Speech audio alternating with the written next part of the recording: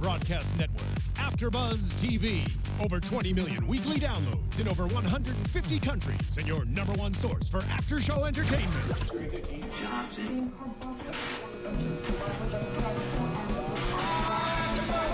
AFTERBUZZ TV, the destination for TV superfans. Producing after-shows for over 300 of your favorite TV shows, interviewing celebrities and showrunners, and bringing you behind-the-scenes exclusives. All thanks to E! Entertainment's Maria Menounos, producer Kevin Undergaro, and internet leader Akamai. Now, let the buzz begin! Hello everybody out there on the internet, and welcome to another edition of AFTERBUZZ TV's Spotlight On. As you can tell from the music, we have traveled far, far into the past to the wonderful city known as Moonbeam City. I am one of your hosts, the internet's soapbox Mark Donica. You can follow me on Twitter at soapboxmark. Joined as always on this journey to Moonbeam City with Mr. Greg Goodness. Heyo everybody, how's it going? And today we have a special treat for you. We have the creator of Moonbeam City, Mr. Scott Gairdner. Welcome, Scott. Hi, hey there. I think I have to explain though. I think I'm in the wrong room. I was trying to go to the Jessica Jones. Funny, I do that show. Oh, you do well, too. So, okay, yeah, okay. That's easily. Well, confused. here, then I'll just stay quiet while you guys talk about my show, and then I'll start talking when it's Jessica Jones time. Perfect. Thank you for joining us, Scott. Absolutely, it's great. It's great to be here, and thank you guys for having talked about this show week to week. It's great to have the support. It's been something that's been sort of on the docket. I'm gonna have a quick fanboy moment. Please. I've been a fan of you since YouTube. Yeah, see, we had some interaction. We were friends on somewhere or other. I don't Facebook. remember where or why. You knew my brother. Oh, really? My brother, Willie Donica. Oh, okay. Yes, and he showed me your stuff. CSUN Exactly. gentleman, and okay, And very good. Even to the point of there was a channel that we made called Children of Iris that made two parodies. You were the two parody Iris? It was the Two-Face.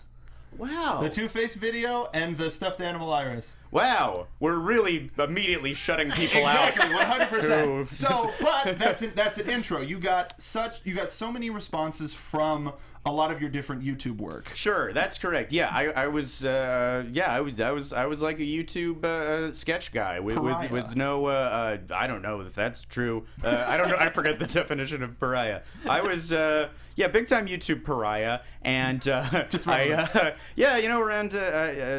when I was still in college, like 2006, 2007, 2008, back when there were not 800 billion videos and sketches on YouTube, I was lucky enough to get in there, and I was just making videos with my friends for fun, and trying to get them more and more polished as the years went on, and hoping somebody would discover me. I got noticed by the great people at Funny or Die. Worked there for a couple years. From there, got noticed by the I don't want to say greater people, but also great people at Conan. Yeah. And then that whole time, from Funny or Die to Conan and on, I was developing this series, Moonbeam City. 4 years of wasted time brings us here to this room in North Hollywood. So I know that Moonbeam City the pilot has been around for a really long time, but when did the production actually start? When did the idea actually come in your head? During a soul-searching trip, 4th of July, 2011, was where I first I sort of had the thought of there was a lot of stuff stewing in my head about nail salon paintings and neon and prints and drive and the idea of the future of the 80s, the retro future, like Disneyland's 1986 future. That's exactly correct. Yes, because no, you're right. This whole thing is so much more of just me kind of getting my Disneyland rocks off than anybody realizes. Yeah, the original Tomorrowland, when Disneyland opened, was meant to be 1986, but then there was a lot of new stuff around 1986 in Tomorrowland, Captain EO and Star Tours and the Tron. There's kind of a little Tron ride there. So it's that's stuff I grew up with and really loved, and I wish that was the future we were in. I love Back to the Future 2. That's my favorite movie of all time. Oh, wow. That's great. And one thing that was really cool, like a month and a half ago, that we had a new episode that aired on the Back to the Future 2 day, like that, the October 2015. 15th. Yeah, or whatever, or whatever the 2015 the future date day. is. With a character named EO. We named her Mayor EO Jackson by Powers Booth. You actually got to get a little bit of your childhood fantasy into the show. Yep, yeah, exactly. The fact that it's Jackson and EO. I mean, Captain EO looms. It's my two favorite films, Back to the Future 2, Captain EO number 2, might actually be true. So when it comes to your dreams, you ran right into it. That's way too. God. That's way too particular. Your reference level. No, That's well, unbelievable. The homing beacon. We ran right into it. Wow. We have a lot in common, my friend. EO was I was huge on EO when I was a kid too. So yeah. That's what happens when you're a SoCal local too. Oh, definitely, yeah. But you know what? EO scared me as a kid. Like I don't think I went back and watched it again until it was on YouTube before it came back in the wake of Michael Jackson's death. And Captain EO scared me, and this style of artwork scared me. Really, the Nagel style? Yeah. It is all.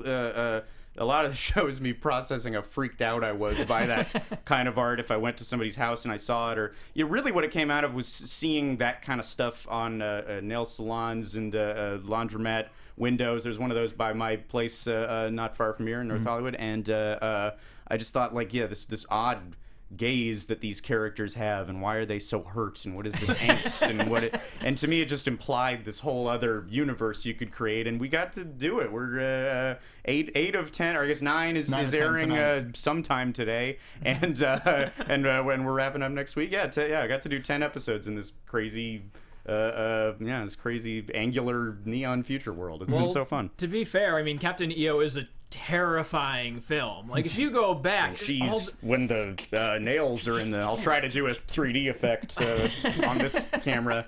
No, it was always terrified me big time. I sort of remember like the mechanical queen who's coming in, who came down from the thing. Definitely reminiscent of some of the moving parts in tonight's episode with Silka.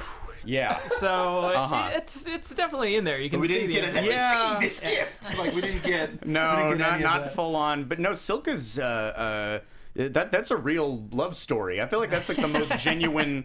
Because previously, Dazzle's with the mall singer, but he's pretty dismissive of her and sends her off on a tugboat at the end.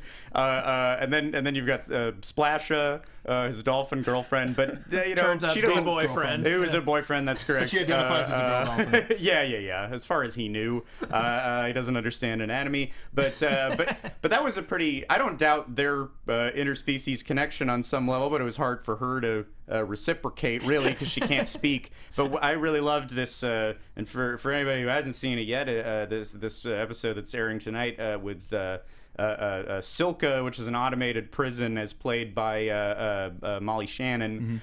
We really wanted this to be like a pretty genuine love story, and I'm a giant Molly Shannon fan. Like, when we thought of her to do this, we were so excited because we thought, because she's very funny, but like a real actress too, and for her to have her like fold in sort of the awkwardness of somebody who's in love but doesn't know how to express it into a robot voice. Just one of the most fun recording sessions for sure. And then in this one also Susan Sarandon bonkers.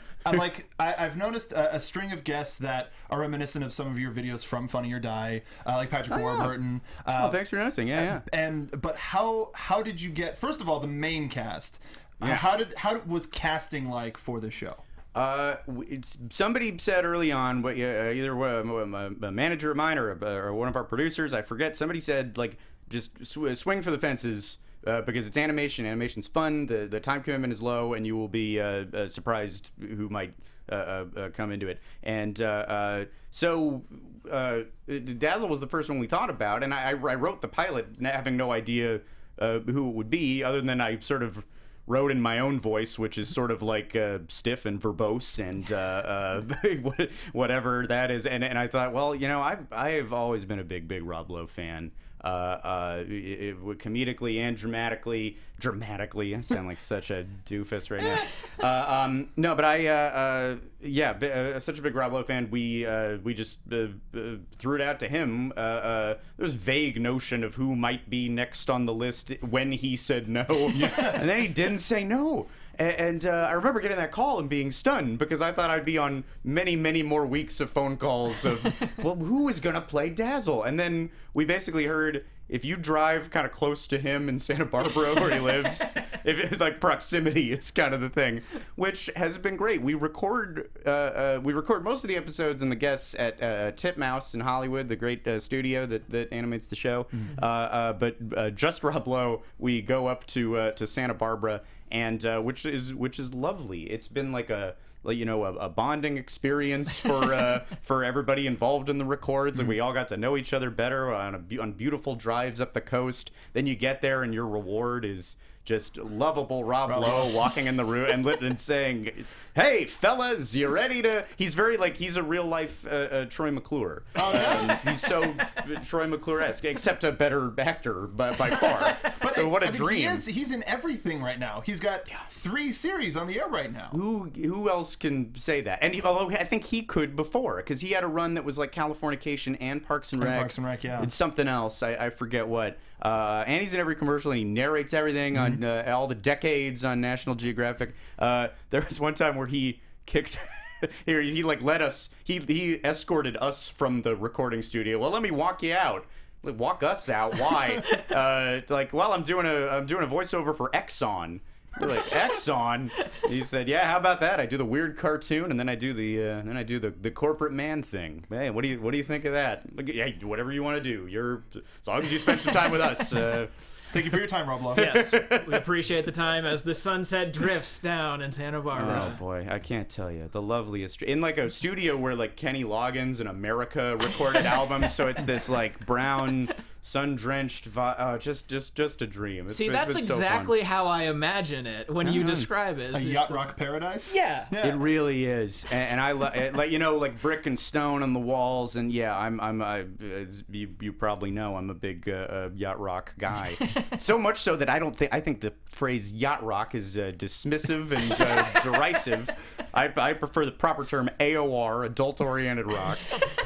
Or what's the other? California? There's some other term for it. I've got the web series and Jimmy Fallon in my head for that. Oh, yeah. Oh, no. Yacht rock is certainly the predominant term, but if you delve in, AOR is the proper term. Preferred. That being said, it's a perfect music for being on a yacht too. Not that I know. I'm not spending a lot of time on yachts. Unrelated. Perfect yacht music. Yeah.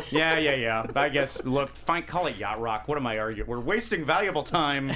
I'm rambling about this stuff instead of plugging my show. And by the way, the season finale, this is really the thing that I need to push and talk about. The season finale is so bonkers. Andy Richter, Catherine O'Hara, and Kate McKinnon. Yeah, isn't that crazy? What a voice cast. In addition to the regular people, in addition to Rob Lowe playing 2 roles in this one, not just Dazzle, but another fella, his second voiceover. It's a big. You meet the predominant mob in Moonbeam City, okay. the Deluxiardo crime family.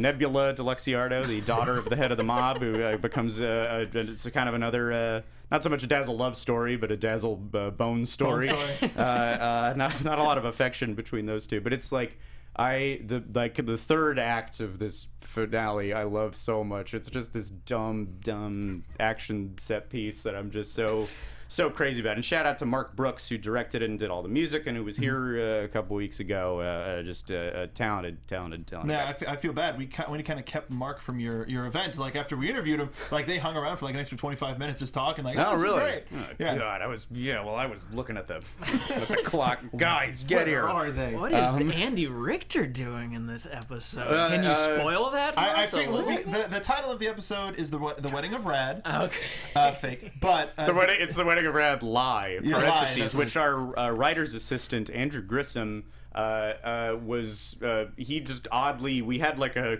we thought TV shows are supposed to have like the cards on the cork board, which we did, and then almost never put anything on. But one of the times that we did, we vaguely discussed the notion of some fake rad wedding, some like awful thing that has to happen to him, and he wrote it down, the odd phrase, "the wedding of rad lie." We thought that was so bizarre looking, and we joked about, well, we want to just officially call it that, and now it is. I think that's going to be on demand. That's just this weird thing our writer's assistant wrote. I love stuff like that. People are going to think it's a fake show. It's like, oh, it's a lie, but I guess it's not that episode we were looking for. So does that mean that we're going to get Rad's family? You might, yes. Okay. There's something to that. Changed the answer so you didn't have to answer it directly. Yeah, a lot of families. That's something I feel like I don't want to say it was a mistake because I like all the family stuff we did, but it is admittedly odd for a first season show to just like, and now meet. You just met all these people. Now immediately meet their families. And a lot of it was so I love all these family stories. And then, but then some of the families dying. Yeah, almost all of them. Yeah. We got 2 dad deaths. Yeah. Are we going for the full 3? Going for the full triple? No, I think Commander Tate made it out fine. True. And his buddy's in good shape. His body is 90% torpedo shrapnel, so he's got nothing to worry about. But speaking of Quest for Aquatica. Oh, congratulations on the Annie nomination. Hey, thank you so much. That is really fantastic. Nominated for Best animated, like non-kids animated show, basically. General audience animated television / broadcast that's production. Better. That's the official term. That is apparently the official term. But yeah, well deserved. Congratulations. Thank you so much. It's really cool. And and next to Simpsons and BoJack and Bob's Burgers, that's really great company to be in. Yeah, we're super excited about that. Was that one that you guys chose to send off? Like, was this this is going to be our award submission, or was that someone else, at the network that decided that was going to be it? No, I think Titmouse, our crazy great studio.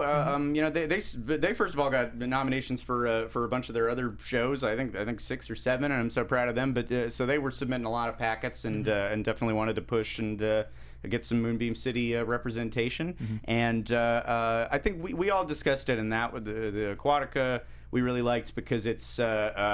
It's silly and funny, and I think the cast all has a lot of great stuff to do. But then just like that's what as that animation was starting to come in, I was so blown away because like everything with the dolphins in the reef and everything. It's like I was so amazed with what everybody pulled off animation wise because like in theory. Or like mean YouTube comments when the show was about to come out, like, oh, some cheap Flash kind of show. And yes, technically it is a cheap Flash show. I'm not denying that. But like that doesn't mean it has to be bad. It's like a matter of like what people do with those tools. They proved it with Metalocalypse that people like that with that show. It was like, this is Flash. You can do this with Flash. Yeah. So it's further proving that it's not something like just for cheap animation. Anything even going as far back as Homestar Runner proved that Flash isn't. It can be better than cheap. Yeah, absolutely. It does. Yeah, it doesn't mean that things don't have to move. And I also love like impeccable design with like a little bit limited animation. I always find that very fun. And like I love that on Metalocalypse. That was why I wanted to work with Titmouse because I love Metalocalypse so much. And on that show, like just.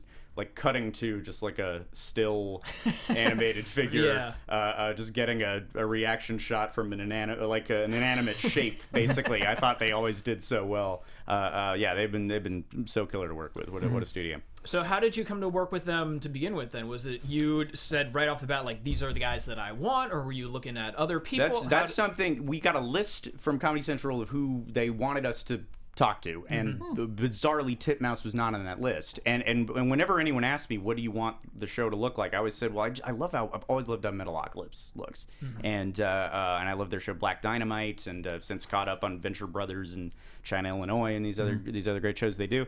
So I really pushed for them, and we met a couple places, and there's a lot of great animation studios in town. Like I think you can't go wrong, but you can go incredibly right, the most right with as we did with Titmouse. Mark Brooks probably talked about how the first time I went in there. first of all, the founder of Titmouse, this guy Chris Pernowski, who I didn't realize was the founder until halfway into the meeting, because he's just kind of like a cool, just super mellow kind of. All right, we're making cartoons, man. And I was like, how long have you worked here? And people were like, no, that's the guy. He's the founder. So, but like, well, really, good day like, to you, sir. Yeah. Oh, never. Suddenly, Time to go. straighten posture. But he was like, he what I love, he even said like, so really funny.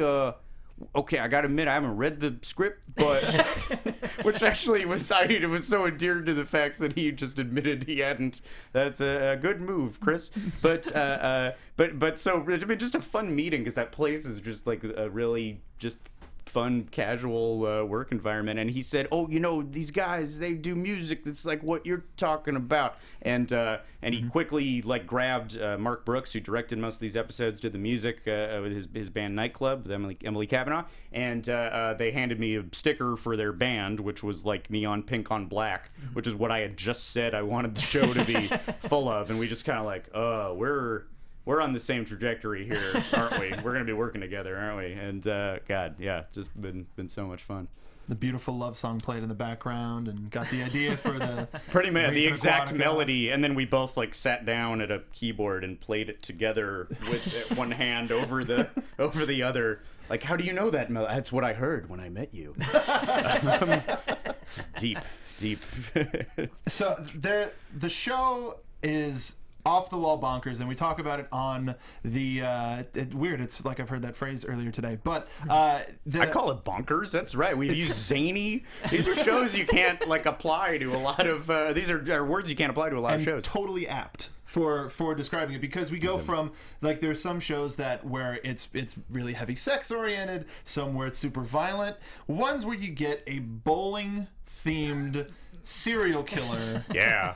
Oh yeah. Was that one that's been stewing, or is that one that you went bowling one night and went, who makes those? It's got to be somebody absolutely insane. It was just going bowling and just thinking like, I mean, because like there's so much. I always talk about like there's such a race to like uncover things in nostalgia to use for comedy. Mm-hmm. I always talk about like somebody realizing in the middle of the night like the owl in the Tootsie Roll. Yeah, there's never been a sketch about that.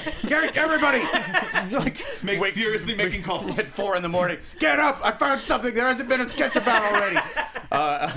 And I've been victim. Like, one of the first things I ever did on YouTube was like the Crossfire song. If you remember the Crossfire, you'll get caught up in the like. But I feel like it's the such marble shooting. Yeah. Which had this really intense beautiful song performance. Yeah, I played it like on a piano, all tender and touching, and but I feel like there's so much like just the meat is being ripped off nostalgia bones basically, and that was one that I thought like I have never seen anything about the cartoons, the bowling ball and pin animations. That's one. I think I got that one. I don't think anyone else is gonna take that. And that was one of the first things I pitched to Tommy Blotcha, who's our executive producer and showrunner, and really put the show together with me. And maybe watching this and mocking me for being here. And screw you, Tommy, if that's the case. I'm having fun with these guys. Who are you to judge? But anyway, I pitched that to him, and he like immediately. I don't know. I think he sort of like doubled up on the plot, and we got to the point of like, oh, and then you're in the bowling alley, and like you realize that the animation is happening live in a screen within a screen, and we like, okay, well that's day 2 of working with this guy I just met. I'm like, well, this is gonna go great. Where did the bowling snuff film come in? That was the end when they find his lair. Oh, you mean like when there's all that might have been Tommy's invention too. That's something I was very proud of to go like, oh yeah, we're gonna reenact on TV. We're gonna reenact the Lincoln assassination and the Kennedy assassination with bowling balls and bowling pins. We were so excited about that. It's been tough. These episodes have been in the can since May, and they're like just coming on now, and so it's been so hard like sitting on this for so long, and even harder to watch it air to low ratings. Yeah. And I'm not happy about that either. But look, you guys, if you're watching this right now, then you like it probably. So thanks, whoever you are. Beautiful message. Although if To you're our listening on a audience. podcast, you can't see where I'm pointing. So, No. God. It's the person who's been quietly watching on the couch. We'll keep an eye on I you. mean, you know, we've been talking about this a little bit in the past that, and this isn't really so much as a question as a statement of my admiration of love, but it really is the kind of show that you can get multiple viewings out of, and I think thanks. that it's something that, you know, as it has been going on to Hulu and that sort of thing, we think it's going to get a bigger audience, and we think that, you know, more people are going to be tuning and watching it, because it's one of those things that it's so fun to go back and catch everything on a Before second we even time. did our first episode, I had probably watched the pilot like 3 or 4 times. Oh, geez. Yeah, Thank just you. because there was so much to catch, especially in that mall with all of the different store titles. Oh, yeah. And it's the background jokes, and even like with a movie, stuff that you don't hear because you're laughing too much, so you have to Hey. go back and you got to watch it. So nice. when we heard about the Hulu deal, we were just like, awesome. That means people can just go straight back and watch it. Yeah, I think when we came on the air, we were not sure if Comedy Central and Hulu were still buds, Still a but thing. now they're thick as thieves, and we're happy to be part of it. Yeah, which by the way, it's on Hulu, it's on Amazon, it's on iTunes. It's on. You can buy it on YouTube. I think you can buy it on Google Play and on demand. And you know, yes, there's torrenting. We'd prefer if you didn't. But you know, how about this? If you torrent it, then you gotta write me a nice note to at least tell me you liked it. And I've At been on least- Twitter. Not any of that 140 character business. Just Write me a letter. handwritten letter. Find my address somehow. Wait, I don't want pirates finding my address. What am I suggesting? No catfishing, please. Ugh, None of that. You know, to go back though to some of what we were just talking about with a lot of the callbacks, and you know, we just watched on tonight. They said, "Oh well, look at Rad's desk," and we see, you know, like number one hot mug. And 100%. now, is that something that you planned out initially? That you're like, we have to make this show totally rich in callbacks, or is this just something that is sort of evolved as it went on? Like, you know, would it be funny if we threw this in here, this thing? Well, in that case, the items on Rad's desk being all the items that he's held in the previous episodes, that is a case, well, where we don't have to make up a bunch of new props, basically, have them all. The designers, there's so much to draw, so any way to cut them a break. But I do love that, like, yeah, the number one cop mug that was in the pilot, which is one of my favorite things writing the pilot. That various mugs have shown up throughout. I've always liked things, you know, the Arrested Development model of keeping things insular and bringing things back, and so I don't know, we like that, and. I felt like I had a more of an answer to that question than I have, but maybe I don't. Here, you guys talk. No, but Arrested Development is a great reference to make, and everybody has that instant like, oh yeah, no, 100%, I get what you're saying, because it makes the world that much more fleshed out. Even if it's a silly, like from Arrested Development, a silly joke where they make a joke about how there's no furniture as he pulls a single cup out of a cupboard. That little stuff makes the world feel a little bit self-aware and a little bit more lived in. Yeah, and we like, you know, we try to plant little things like, you know, we know there's another script where we reference the mayor. Well, why don't let's call him Mayor Jackson. Let's set that up now. One thing that I'd love is Rad's Canadian past, which is really coming into play. Does in this episode. Oh, a lot. You see this children's show that he is on, and it's quite I love the children's show. But the final episode is really where the Canadian roots pay off. But like, that was just I had no ideas for a joke in this one part of the pilot, and so I had pizzazz. It's something about like he says Dazzle's just a kilometer away. Yeah. And she says, cut the Canadian talk, or I'll have you deported. Yes, ma'am. And yes, ma'am. Thank you. And that I was like, well, that's an okay joke. I don't know if that's like a Hall of Fame joke, but I like that we just made him Canadian. And I remember bringing that up to Tommy early on. Like, that seems like something that we randomly planted, that he's Canadian. Oh, and there's wonderful Canadian business coming up next week. But speaking of Rad, we were talking a little bit before we went on the air, but was Rad's descent from evil, like, there he is, the Rad button. Yep. Rad's descent from like arguably an equal to Dazzle, to just a schmucky comedian or schmucky comedy like equation. Foil. Just a schmuck who can never catch a break. And was that something by design, or is that something that evolved? Yeah, he really is, especially with the what he's having to say, the blues names. That's like it's like this hokey vaudeville routine. Yeah. With Martin, Sleepy Albert keeps going. We started talking like Rad in the writers' room. I guess Rad / Will Forte, but there was a lot of pitching things in this kind of that we all had our own version of Rad that's just very squirrely and whiny and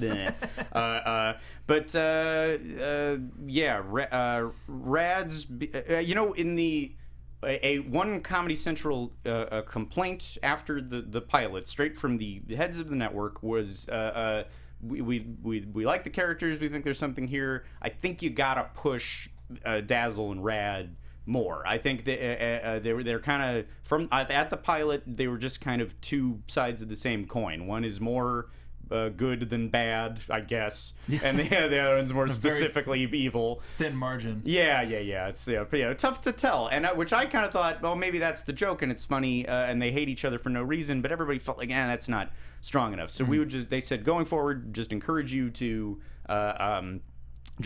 make those characters as different as they can be, and so again, working with Tommy Blacha the first couple weeks writing, we very quickly stumbled on this thing of like, since Dazzle is just so kind of effortlessly cool and handsome and has it all, and things just naturally work out for him because he's just a handsome, charismatic guy, not unlike Rob Lowe in real life. Rad, we thought like, what if when he goes into the office, he seems to have it as together as Dazzle, but it's like it's all fake. All wrong. We see him shirtless, and he's like much bigger than we have never seen a scene where he has to like suck into the jumpsuit. We would hopefully put that in the future, but. You also find out where he lives in the next episode, which was an idea we had for one of the early episodes, and we didn't get to do it, but it's in the finale. There's also talking about planning a weird thing earlier. There's reference made to him living in Diamond Crest Estates. Yeah. Which I definitely live at and have the magazine. Yes, to prove. Yeah. Wealth Enthusiast magazine. He's enthusiastic about wealth. But this comes back into play in the next episode, and it's not much of a spoiler to say, there's a moment of like, Dazzle's wrong. I do live in Diamond Crest Estates, and then you see that he lives in a pool boarding shed at the back of a mansion. And I guess he has to, in order to live there, he has to also clean the pool for a rich man named Mr. Blastrod. Okay, really quickly, where the names? We've had an abundance of names. Even not just the blues names, but for people in general. Where do those come from? Is that just a sit down, everybody go home, give me 20? Like, 20, 50, 100. I kept... It's a big world. Before it started, you got to do all the important work before a show begins, like going through every funk album you can find and just scribbling down names of songs and like, okay, that could be a name. No, that's too wordy. That's probably a mouthful. You probably don't want that to be a name. Sophistication. I don't know if that is probably too long. But Flux. That's a good one. Great. No, I don't know. It's that's like in the way that some things you just can't explain. Like my love of this aesthetic and retro future, I sort of, you can't analyze it too much. It's just something I love, and the name ideas and calling these characters these names is just something I just have this odd affinity for it. And there are episodes where like I had very few notes on the scripts, but I like really wanted to name all these. Names gotta stick. That's good priorities in order. But all the other writers also on point with the names. Who's the guy in the wheelchair in this episode? It was just, and I can't remember it. Damn, I forgot, because it was a short scene. Oh, this will not be interesting to listen to. The creator not remembering. Das Foley. Foley is the name of it. Credit to Ryan Perez, who is, I would imagine, not listening, but a great writer. Worked with me at Funny or Die, who... I mean, yes, he wrote a bunch of scripts and great jokes and stories, but mainly the name Das Foley. What I will give Ryan Perez props for. And we're going to talk about it more when we get to the after show, but we've seen a lot of different aesthetics from this entire season as opposed to just the Patrick Nagel one. Yeah. When did you want to do a computer animated, like you wanted to see into this computer world? This was part of my original pitch packet that I was taking not only to Comedy Central but other places. That was always a part of it. That there would be something where somebody has to go into a virtual records and that was always one of the plot ideas I had, which is taken from it is just stolen from the movie Disclosure with Michael Douglas, where he's trying to Demi Moore, by the way. Demi Moore in Disclosure is probably the biggest pizzazz influence if you watch that movie, because just this like sort of tough as nails, conniving but super sexy, and my really only direction to Elizabeth Banks in the pilot record was everything you say is a sexual threat. It's both mean and extremely sultry, and I kind of never had to give her a direction again. She's such a good actress and such a great director. I said that one time, and then that was all we ever had to discuss.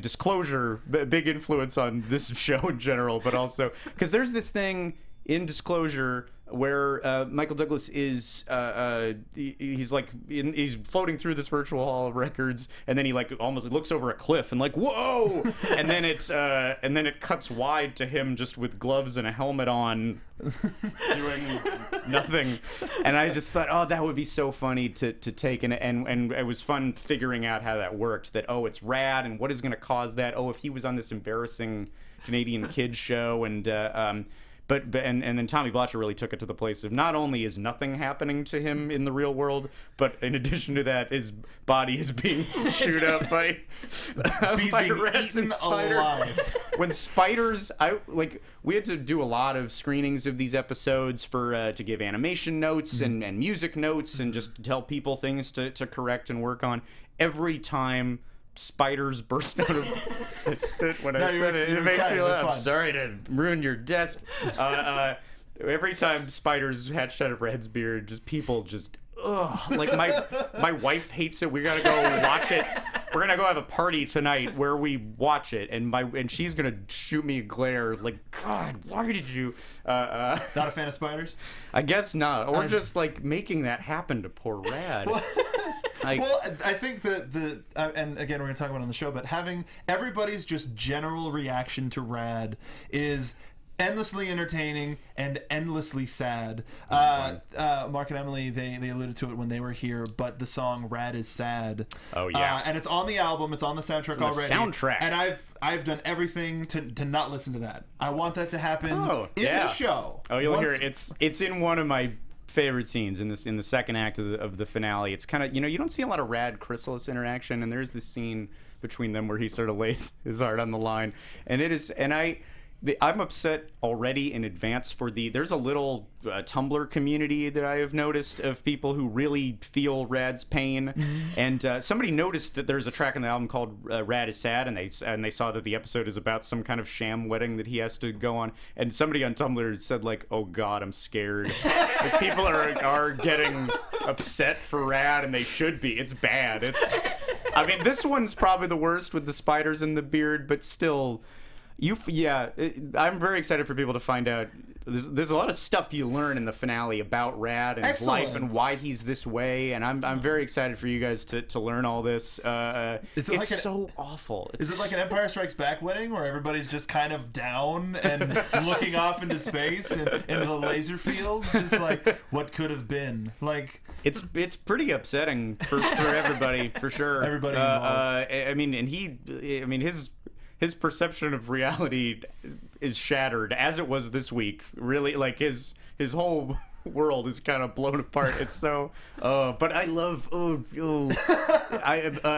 Just being mean to Rad is just the funnest thing ever. So we're gonna be wrapping up here soon. Sure. So what has been your favorite part about bringing this story to life? Oh man,